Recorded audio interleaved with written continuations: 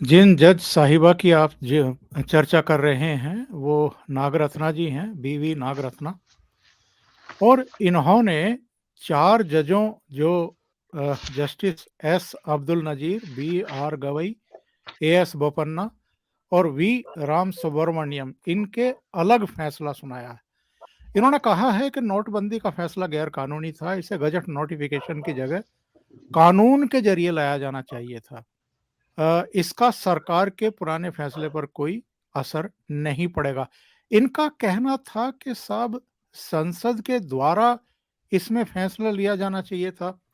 इस तरह के जो फैसले होते हैं जिसमें बहुत गोपनीयता बरती जाती है ताकि जो काले धन का व्यापार व्यवहार कर रहे हैं उनको कानो कान भनक ना हो, अगर संसद के द्वारा सरकार इस तरह के बदलाव लाए, परिवर्तन लाए, फैसले करे तो उसका खुलासा तो सबके सामने हो जाएगा। फिर फायदा क्या होगा इसका?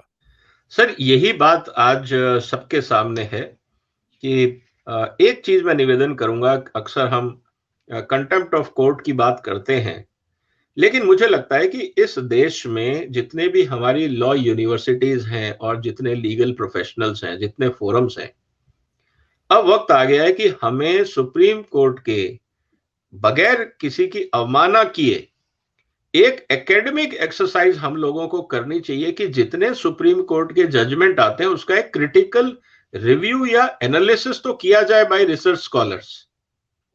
हम लोग वो नहीं करते हैं, तो कभी कभी ऐसा लगता है जनता के दिमाग में कि सुप्रीम कोर्ट ने ये डिसीजन क्यों लिया, क्योंकि बहुत सारे जो जजमेंट और डिसीजन होते हैं वो बहुत क्लिष्ट भाषा में होते हैं, लीगली लोडेड होते हैं, और उसमें हर आदमी जो वादी और प्रतिवादी होता है वो अपनी अपनी बात रख के अपनी बात को जस्टिफाई करने की कोशिश करता है। लेकिन मुझे लगता है कि अब वक्त आ गया है कि जब हमें सुप्रीम कोर्ट के जितने भी जजमेंट हैं, खासकर जिसपे समाज का असर पड़ता है, इंडिविजुअल जजेस को जजमेंट्स को हम छोड़ दें, लेकिन जिन पे समाज के ऊपर असर पड़ता है, चाहे वो सोशल इंप्लीकेशन है, इकोनॉमिक इंप्लीकेशन है या पॉलिटिकल इंप्लीकेशन, उन जजमेंट्स को मुझे लगता है कि review not as a judiciary but as a researcher, उस पे एक हमें निर्णय लेना चाहिए, उस पे क्रिटिकल एनालिसिस करना चाहिए।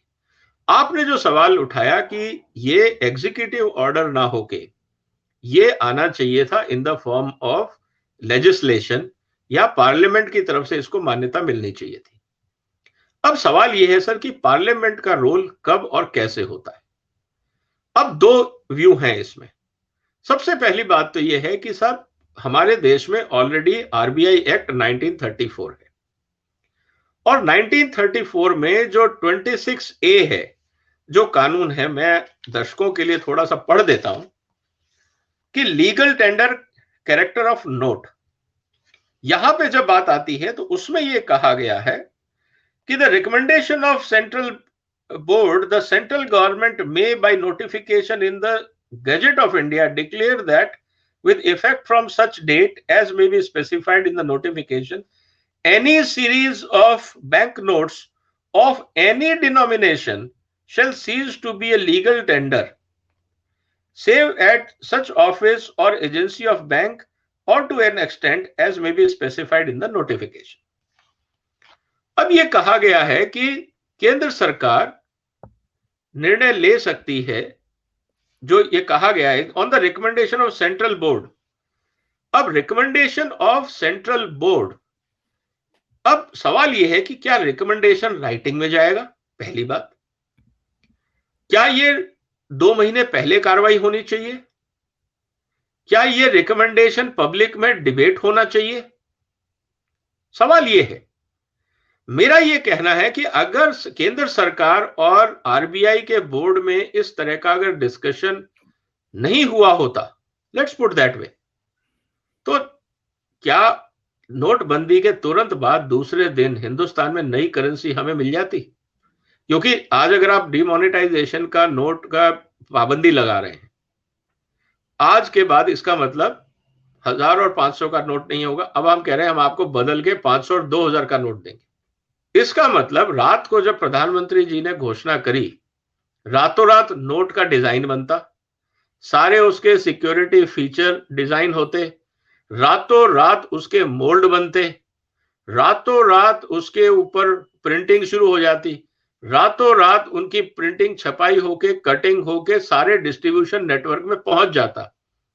क्या ये फिजिबल है? क्योंकि जब अगर नया नोट तैयार था बाजार में, मतलब आरबीआई के पास, इसका मतलब आरबीआई के पास पहले से सरकार और आरबीआई के बीच में मंत्रणा चल रही थी। और यह बात भी सही है कि जब इस तरह के निर्णय होते हैं, जैसे बालाकोट की बात हुई या और भी जहां पे भारत सरकार ने पाकिस्तान के खिलाफ कार्रवाई करी, तो ये चर्चा जनता में नहीं आई। मुझे लगता है कि इसी तरह से डीमोनेटाइजेशन का जो मुद्दा है, सरकार और आरबीआई के कुछ चंद लोगों के पास ये जानकारी होगी, क्योंकि लीकेज कहीं से भी हो सकती है और आज सोशल मीडिया का जमाना है। मान लीजिए मेरे पास जानकारी आई और मैंने आपसे शेयर करी या मैंने सोशल मीडिया पे एक्साइटमेंट में डाल दी, तो सर कितनी देर लगेगी वो पूरे देश में फैलने में? 1 घंटे में तो मिलियंस ऑफ लोग देख लेंगे उसको और वो फैल जाएगा और लोग उसके डीमोनेटाइजेशन से बचने के लिए अपनी कार्रवाई शुरू कर देंगे। तो ये कहना कि ये एग्जीक्यूटिव ऑर्डर ना होके पार्लियामेंट्री प्रोसेस से आना चाहिए था। अब मैं इसलिए एकेडमिक एनालिसिस की बात कर रहा हूं कि क्या ये फिजिबल है? जजमेंट हो सकता है, न्याय की आप बात कर सकते हैं, एक न्यायाधीश का व्यू हो सकता है, लेकिन क्या ये एग्जीक्यूट हो सकता है? मैं कभी कभी कहता हूं कि रोल प्ले करना चाहिए। आदरणीय न्यायाधीश को मंत्री की कुर्सी पे बैठा देना चाहिए कि अब आप निर्णय लीजिए कि आपको नोटबंदी करना है और आप कैसे करेंगे। क्या आप पार्लियामेंट में लेके जाएंगे उस बिल को, या आप उस ऑर्डिनेंस को पास करवाएंगे, अमेंडमेंट करवाएंगे पूरे सिस्टम में कि ताकि आरबीआई के कानून में अमेंडमेंट हो, ताकि पूरी दुनिया को पता लग जाए कि सरकार डिमोनेटाइजेशन करने जा रही है और लोग अपना गेम प्लान बदल दें, या जो नोट है वो वापस बैंक में डाल दें, या रियल एस्टेट खरीद लें, या गोल्ड खरीद लें। क्या करेंगे? लोग आराम से तो नहीं बैठेंगे, क्योंकि देखिए हमारे सामने एक बहुत बड़ा एग्जाम्पल है स्टॉक मार्केट। जरा सी खबर आती है, स्टॉक मार्केट 1000-2000 पॉइंट ऊपर नीचे हिल जाता है। जब इतनी बड़ी खबर मार्केट में आती कि सरकार डीमोनेटाइजेशन करने जा रही है, इंटेंशन भी पता लगता, तो आपको क्या लगता है कि जनता कार्रवाई पे नहीं लग जाती?